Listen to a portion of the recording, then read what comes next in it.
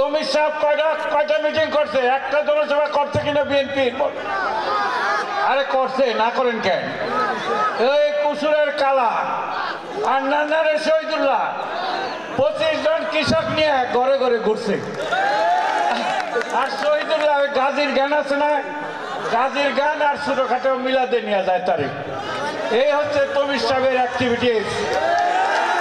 আর মুরাদের activities ভাত বানা জোয়ারের মতো তরুণের উচ্ছ্বাস হয়। তারা গল্প ফাঁদে যে আমরা নাকি এক ইউনিয়নের লোক আরো ইউনিয়নে নিয়ে যায়।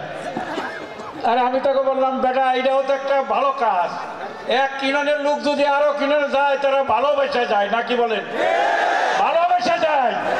তোমরা 200 লোক নিয়ে তো একটা মিটিং করতে পারলে না। আর এক পণ্ডিতে কইতেছে, ভাই কম্বল দিচ্ছেন ভালো করছেন, কিন্তু মুরাদের কম্বল মানে সেটা হলো তমিজের লোক।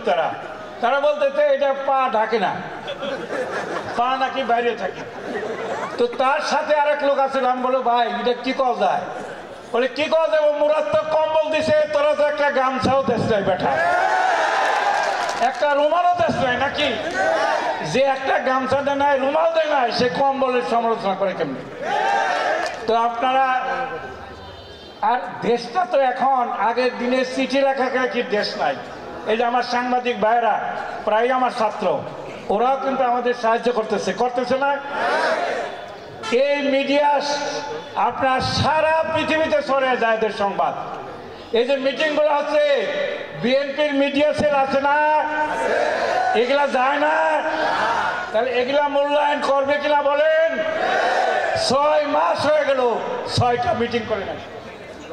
আচ্ছা, ছোট করতে গেলে ছোটই করি আমি।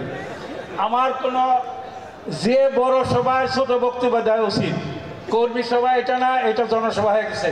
আমরা রোজার আগে